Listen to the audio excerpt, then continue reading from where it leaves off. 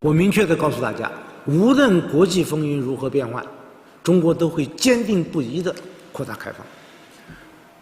长江黄河不会倒流。长江黄河不会倒流，但政治上的意识形态它是会倒流的。这不是中国历史上第一次的倒行逆施，这也不是中国历史上第一次再度复辟帝制。Hello， 大家好，我是你的夏河夏叔。李克强去世了。李克强去世，让人有一种难以言说的感受弥漫心头。墙倒了，众人没有推，却也没有哭泣，而是胸中凝结着一种抑郁难以言说的复杂情感，不知如何表达。我相信每一个大陆同胞此刻内心都是一声悲叹，却不敢吼叫的太大声。李克强死了，没错，就是那个李克强，就是那个在今年3月份还在两会上出现的中国前国家总理李克强，就是那个刚刚下野只有半年时间的李中堂李克强。他逝于上海，年仅68岁，官方的报道称之为病逝。但我为什么不愿意选择这个词汇？因为在大多数人的心中，病逝等同于自然死亡，而年仅68岁的李克强在我国的国家领导人队伍里面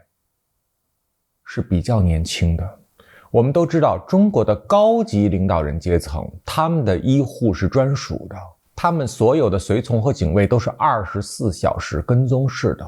他们的身体状况基本上等同于这个国家的最高机密。不管是自然性的突发心梗，还是网上流传的那个版本，他在上海游泳从而突发心梗，总之这两个理由都让人难以接受，甚至难以置信。因为相较于那些动辄就要活到80、90、100多岁的中共高级领导人，68岁着实可以算得上英年早逝。李克强68年的人生可以说是幸运但却悲情的一生。为何称之为幸运？我们都知道，李克强的前半生完完全全符合4个大字：年少有为。很多经常翻墙看海外博主的人都会听到一个词汇，叫做派系。我们都知道中共党内有非常多的派系，其中一个重要的派系就叫做团派。那么这个团派它在中共到底是一个什么样的位置呢？我做了非常多的功课，也听了非常多人对团派的各种各样的描述，但是最终我想到了一个词，比较适合团派出身的中共干部，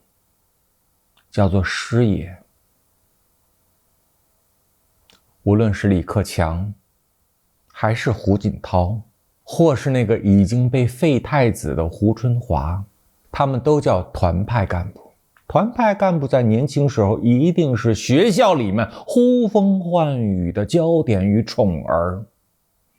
因为如果他们不是有极强的天赋和业务能力，是不可能从平民子弟中脱颖而出被重点栽培的，这个大家都懂。我不止一次的说过，在中国的上层社会，拼的不是知识，拼的也不是能力，拼的是什么？拼的是血缘。在一个最终要拼血缘的政治舞台上，一个平民子弟想必年轻时必有天资聪颖的过人之处，这毫无悬念。李克强在北京大学的时候也是这样一个风云人物，所以他过早的就被提拔。他在年仅43岁的时候已经高就河南省省长。被当时的中国人称之为娃娃生长。为什么？因为很少有人在这个年纪可以做到这个位置。那既然李克强是一个如此披荆斩棘的哥哥，为什么又称他为悲情的一生呢？因为在中国的政治舞台上，您的血缘决定了您最终的天花板能到哪里。师爷，他永远都是师爷。胡耀邦如此，胡锦涛如此，温家宝如此，李克强如此，胡春华如此，包括接下来的汪洋亦会如此。为什么一定会如此？道理非常简单，因为中国几千年来都是一个帝制国家。这就是很多人经常说体制改革，体制改革，我却感觉到非常滑稽的真正理由。哪里有体制？什么时候有过体制？那个所谓挂着羊头卖狗肉的体制，难道你还真信吗？那不过就是一朝天子一朝臣。所以网上的很多人说的没错，中国人就是这么的悲哀。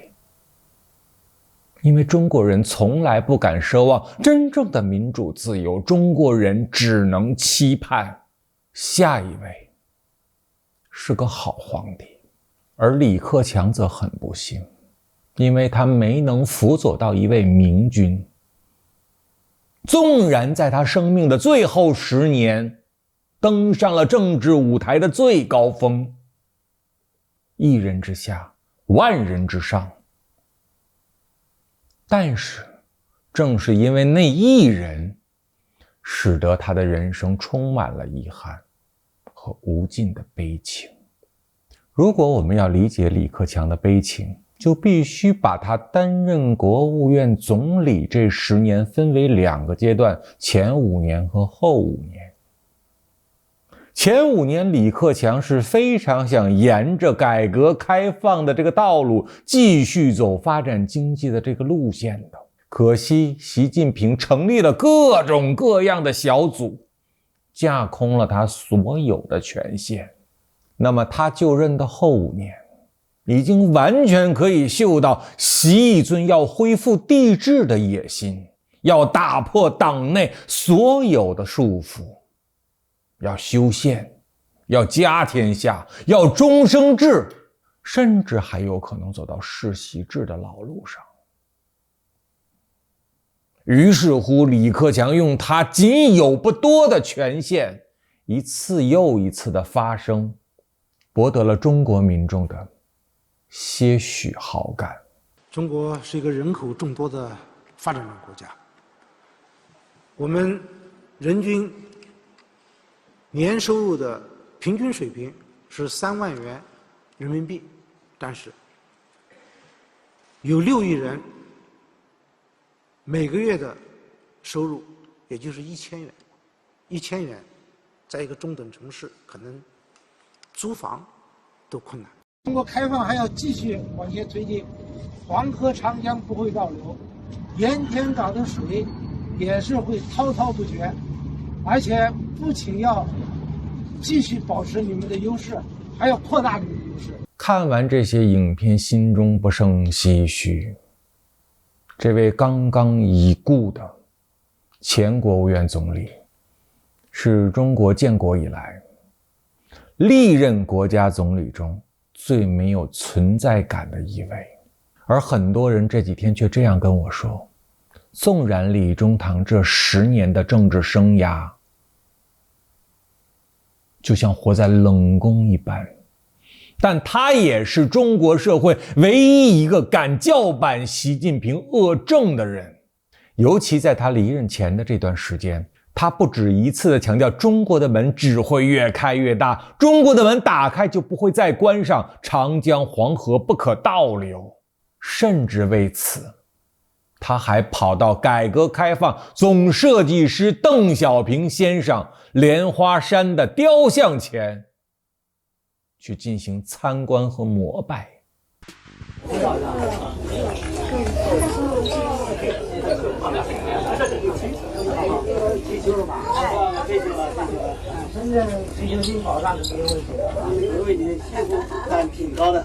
使得很多人产生了一种幻想，李中堂是不是要满血复活，绝地反击呀？不是，很多人都误会了，这一切的行为都不过是李中堂的回光返照，因为他知道中国的未来注定会走向何方，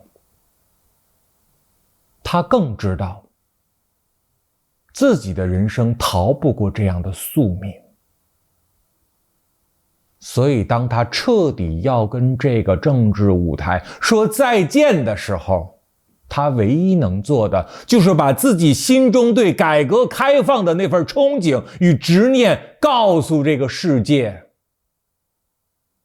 也顺便留下这一句话，让未来写史记的那个人知道，在这个暗无天日的昏庸时代，我李克强想去改变，也曾奢望力挽狂澜，但是我真的没有办法。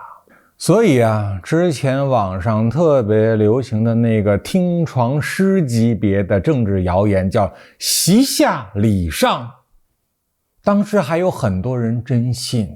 甚至有很多特别好的朋友就为了这个可能与不可能之间还争得面红耳赤。但是现在想想，这是多么可笑的一件事情。在帝制国家，怎么可能存在习下礼上呢？要能习下礼上，不就改朝换代了吗？但我又特别能够理解为什么当时有那么多的人就愿意相信这个明显的谣言，因为它是暴君登基之前人们最后一丝自我麻痹和安慰的希望。虽然中国人对李克强的政治能力没有那么大的信心，对这位总理也没有任何的情感依赖，因为平时我们都看不见他的踪迹，但就仅凭着那几句还算是讨大众欢心的良心话，大家希望他能够冲塔，老百姓内心很恐慌。但是他们又知道，在中国这个非常特殊的政治结构下，每一个人的示威呐喊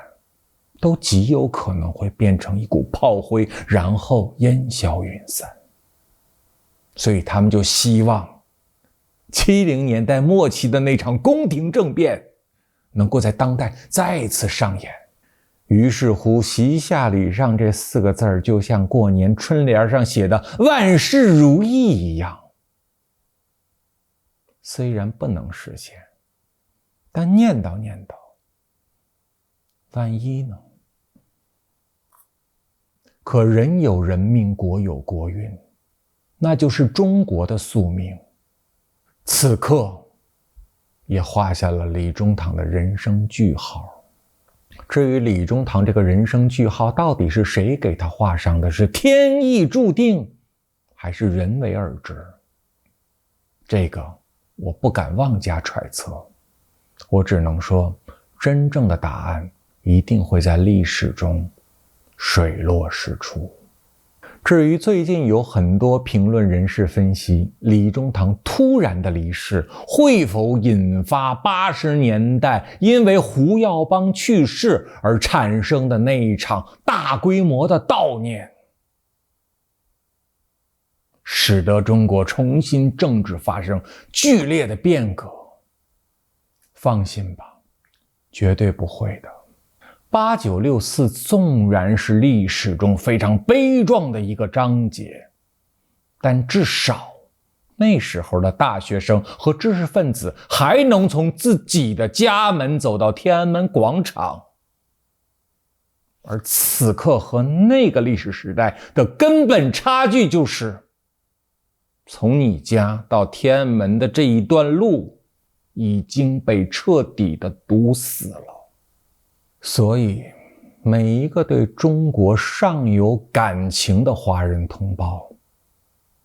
我们未来唯一能做的一件事情就是，每当有政治大人物离世的时候，我们就又打开 QQ 音乐，放起梁静茹小姐的那首经典情歌《可惜不是你》。在那首歌下面的评论群中，各种阴阳怪气，打出一串又一串的省略号。再过5分钟之后，重新刷新一遍评论，发现自己的内涵也早就被删得一干二净。我相信过不了多久，这首经典情歌也会变成一首中共禁播歌曲。为了表达对李中堂的尊重，叔今天特意穿了一件黑色的衣服，但这件由日本时装设计师高桥盾设计的作品还另有一番寓意。请看我的胸前，一个孤独的人在一片昏暗之中望向一个古堡，这个古堡就是我们的祖国中国。而这个彷徨的人，可以是已故的李中堂、李克强，也可以是我们每一个人。人在干，天在看，看来是苍天有眼啊。